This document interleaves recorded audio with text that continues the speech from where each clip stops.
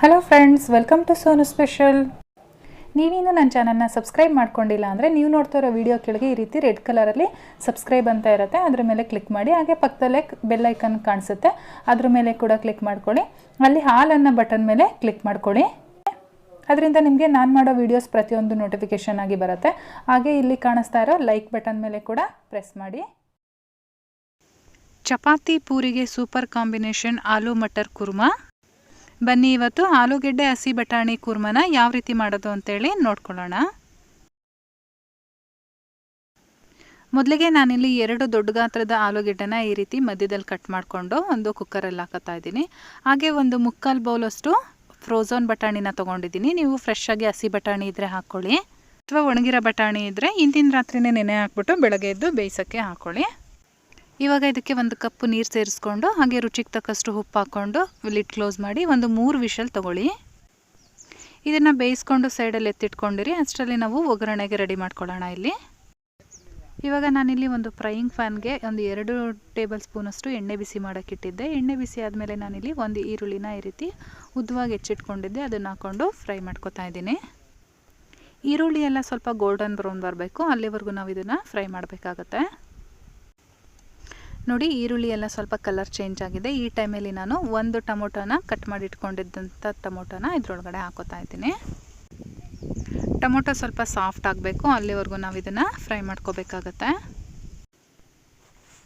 Tomato ಹಾಕಿ ಒಂದು ಸ್ವಲ್ಪ soft ಆದಮೇಲೆ ನಾನು ಇದಕ್ಕೆ ಮಸಾಲೆಗಳನ್ನ ಆ್ಯಡ್ ಮಾಡ್ತಾಯಿದ್ದೀನಿ. ಒಂದು ಅರ್ಧ ಟೀ ಸ್ಪೂನಷ್ಟು ಅರಿಶಿನ ಪುಡಿ, ಹಾಗೆ ಒಂದು ಅರ್ಧ ಟೀ ಸ್ಪೂನಷ್ಟು ಖಾರದ ಪುಡಿ, ನಿಮಗೆ ಖಾರಕ್ಕೆ ಅನುಗುಣವಾಗಿ ಹಾಕ್ಕೊಳ್ಳಿ. ಹಾಗೆ ಅರ್ಧ ಟೀ ಸ್ಪೂನಷ್ಟು ಗರಂ ಮಸಾಲ ಪೌಡ್ರ್ ಕೂಡ ಹಾಕ್ತಾಯಿದ್ದೀನಿ. ಹಾಕ್ಕೊಂಡು ಚೆನ್ನಾಗಿ ಮಿಕ್ಸ್ ಮಾಡ್ಕೊಳ್ಳೋಣ.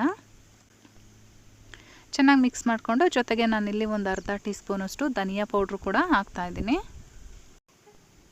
ಇವಾಗ ಇದನ್ನು ಕೂಡ ಅಷ್ಟೇ ಚೆನ್ನಾಗಿ ಮಿಕ್ಸ್ ಮಾಡಿಕೊಂಡು ಈಗ ನಾವು ಮೊದಲೇ ಆಲೂಗೆಡ್ಡೆ ಮತ್ತು ಬಟಾಣಿನ ಬೇಯಿಸಿಟ್ಕೊಂಡಿದ್ವಲ್ಲ, ಅದನ್ನು ಇದರೊಳಗಡೆ ಹಾಕ್ಕೊಳ್ಳೋಣ. ನಾನು ಅದನ್ನೇ ನೀರು ಸಮೇತ ಇದರೊಳಗಡೆ ಹಾಕ್ತಾಯಿದ್ದೀನಿ.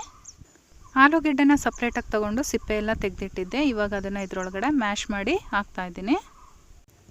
ಆಲೂಗೆಡ್ಡೆನ ಈ ರೀತಿ ಮ್ಯಾಶ್ ಮಾಡೋದ್ರಿಂದ ನಮಗೆ ತಿಕ್ನೆಸ್ಸು ಚೆನ್ನಾಗಿ ಬರುತ್ತೆ, ಹಾಗಾಗಿ ಈ ರೀತಿ ಮಾಡಿ ಹಾಕ್ಕೊಳ್ಳಿ. ಇವಾಗ ಸುಮಾರಾಗಿ ಒಂದು 3 ರಿಂದ 4 ನಿಮಿಷಗಳ ಕಾಲ ಮೀಡಿಯಮ್ ಫ್ಲೇಮಲ್ಲಿ ಇದನ್ನು ನಾವು ಬೇಯಿಸ್ಕೋಬೇಕಾಗತ್ತೆ. ಒಂದು 2 ರಿಂದ 3 ನಿಮಿಷಗಳಾದಮೇಲೆ ನಮಗೆ ಕನ್ಸಿಸ್ಟೆನ್ಸಿ ನೋಡ್ಕೋಬೇಕಾಗತ್ತೆ. ನೋಡಿ, ಇವಾಗ ಕರೆಕ್ಟಾಗಿದೆ ಇದು. ಈ ಟೈಮಲ್ಲಿ ನೀವೇನಾದರೂ ಉಪ್ಪು ಕಡಿಮೆ ಹಾಕ್ಕೊಂಡಿದ್ರೆ ಸ್ವಲ್ಪ ಟೇಸ್ಟ್ ನೋಡಿಬಿಟ್ಟು ಉಪ್ಪು ಬೇಕಾದರೆ ಸೇರಿಸ್ಕೊಳ್ಳಿ. ಲಾಸ್ಟಲ್ಲಿ ನಾನು ಕಟ್ ಮಾಡಿ ಇಟ್ಕೊಂಡಿದ್ದಂತಹ ಕೊತ್ತಂಬರಿ ಸೊಪ್ಪನ್ನು ಹಾಕ್ಕೊಂಡು ಮಿಕ್ಸ್ ಮಾಡ್ಕೊತಾ ಇದ್ದೀನಿ. ಫ್ರೆಂಡ್ಸ್, ಆಲೂ ಮಟರ್ ಕುರ್ಮಾ ರೆಡಿಯಾಗಿದೆ.